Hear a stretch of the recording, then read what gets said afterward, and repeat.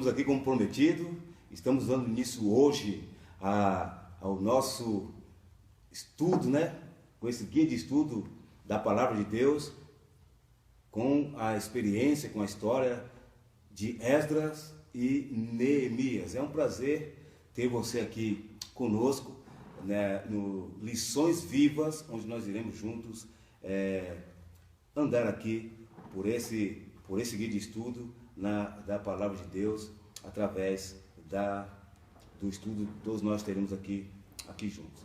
Bom, no livro do profeta Jeremias, nos capítulos 25, do 11, 12 e 29, capítulo 29 e 10, havia a predição que a terra de Judá ela ficaria desolada por 70 anos sob o domínio de Babilônia.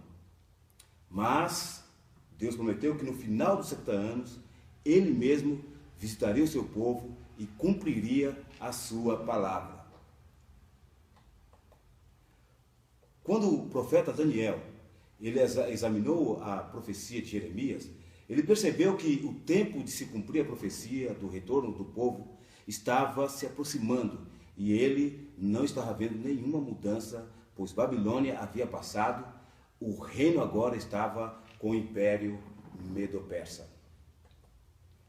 Ele então implora a Deus por misericórdia e pelo cumprimento de suas promessas. O que Deus faz então? Deus assegura a Daniel que ele estava no controle de tudo e que no futuro o libertador morreria pelo povo para expiar seus pecados e trazer a justiça e cumprir o sistema sacrificial. Na realidade, o que Deus estava afirmando para Daniel é que o verdadeiro libertador, o Messias, viria, mas que também ele iria enviar livramento como que imediato para o seu povo que estava cativo o reinado da Pérsia. E ele fez isso movendo Ciro, o rei da Pérsia, a dar ordem para libertar os cativos. Esse evento nos lembra da saída dos israelitas lá do Egito, muitos anos antes.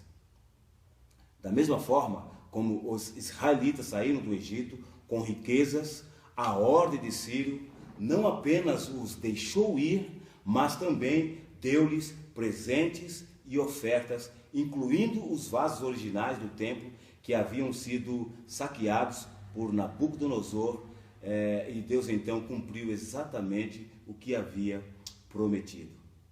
O que quero é que cada um de nós entendamos é que os livros de Esdras e Neemias tratam de questões teológicas e não estão em ordem cronológica. Esta é uma questão que deve ficar bem clara. E por que eu digo isso? Porque há uma lista dos reis persas nos livros de Esdras e Neemias. A lista começa com Ciro, que estabeleceu o Império Persa e conquistou Babilônia em 539 a.C. E ao estudarmos o livro de Esdras, o aparecimento desses reis não é em ordem cronológica. Por exemplo, o conteúdo de Esdras, no capítulo 4, versículos do 6 ao 24, está inserido antes do capítulo 5, que continua a história da oposição à construção do templo.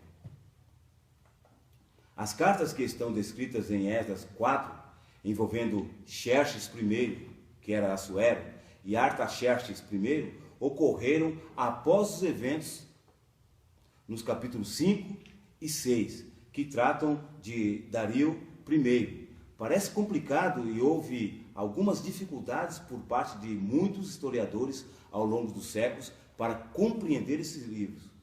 Conhecer a ordem dos acontecimentos nos ajudará a entender as mensagens de Esdras e Neemias. Na Bíblia, nos deparamos com situações que parecem não ter sentido, mas podemos confiar, pois ela é a palavra de Deus.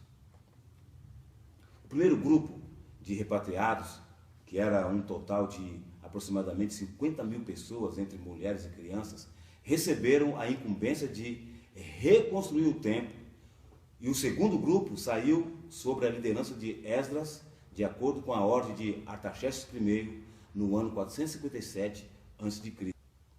O capítulo 8 de Esdras lista os chefes das famílias dos que retornaram, começando com os sacerdotes, depois da linhagem real e, por fim, a população judaica. Interessante que foram mencionadas 12 famílias de maneira específica, talvez fazendo uma referência proposital às 12 tribos de Israel.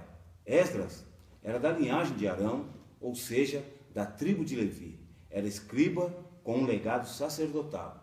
O fato de Esdras ter sido enviado como líder da expedição indica que ele deve ter trabalhado para Artaxerxes em um cargo de muita confiança. Esdras foi identificado como um escriba hábil e com um coração preparado. Era um homem de raciocínio rápido e de um poder de manipulação mental, de informação fora do comum. Era conhecido como um homem que dominava com perspicácia a interpretação da lei. Ele foi escolhido por sua capacidade e coragem. Agora, como são escolhidos hoje os líderes da igreja? Esdras foi escolhido por sua capacidade, coragem, por sua habilidade e por sua vontade de fazer as coisas corretas. Muito diferente como é escolhido os líderes da igreja hoje. De Esdras, é-nos dito que ele preparou o seu coração para buscar a lei do Senhor. Interessante que o decreto do rei Artaxerxes vem recheado de ordens e orientações, não só para Esdras, mas para com os tesoureiros de outras províncias que ele, Artaxerxes, dominava. O que ele fez? Ele deu ordens específicas para que essas províncias atendessem a Esdras em tudo que ele precisasse para a reconstrução da cidade e do templo. A aparente preocupação desse rei dá a entender que ele era um rei convertido. Mas quando fazemos uma leitura bem atenta, percebemos que ele estava mais preocupado em apaziguar uma divindade por meio de donativos. Ele não queria que esse Deus, que era um Deus que ele achava que era um Deus local, se zangasse com ele e seus filhos. Vemos que mesmo o rei tendo contato com homens como Esdras e Neemias, isso não fez dele um crente em Deus. Mas podemos confiar plenamente que Deus é soberano sobre o mundo e que ele pode usar até mesmo pessoas descrentes para cumprir seus propósitos sobre a terra. Ao estudarmos o início da história da vida de Esdras, vemos sua sincera devoção e dedicação a Deus e sua decisão de estudar, praticar e ensinar a palavra de Deus. Isso o preparou para um ministério superior em Israel. Esdras era um amante dos estudos e suspirava por estar em plena harmonia com Deus. Ansiava a sabedoria para fazer a vontade de Deus. E hoje? Como nós estamos hoje? Será que nós somos amantes do estudo da palavra de Deus?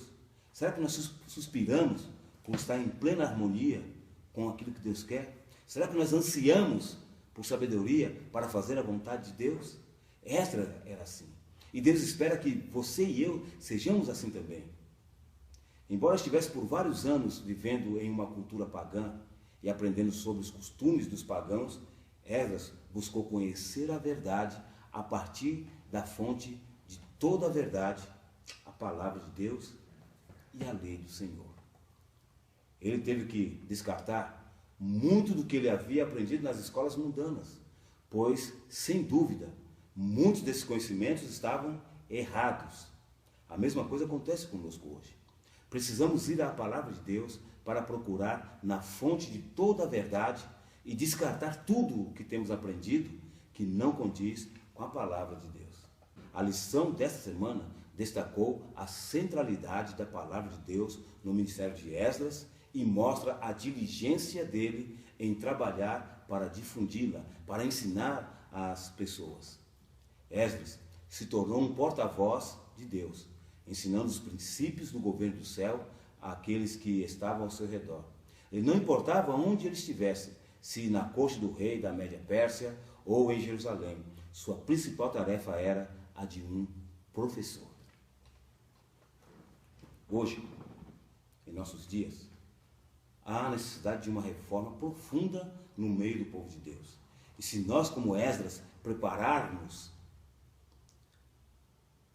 o nosso coração para buscarmos a lei do Senhor e a cumprir e ensinar ao povo, então o Espírito Santo nos usará de forma poderosa, como usou Esdras e Neemias. Deus espera que você e eu hoje entendamos o momento em que vivemos e compreendamos que precisa urgentemente de uma reforma, de uma transformação, não da vida do outro, mas da nossa vida, em especial, em particular. A história de Esdras e Neemias tem muitos a nos ensinar. Eu espero que você compreenda que Deus está no controle de todas as coisas e que Ele requer do seu povo hoje fidelidade à sua palavra. Ao nós estudarmos esse guia de estudo, nós vamos entender o que Deus ele quer de cada um de nós. No próximo estudo da palavra de Deus, nesse guia de estudo, nós vamos falar muito sobre a vida de Neemias e vamos entender o que Deus espera também da minha vida e da sua vida.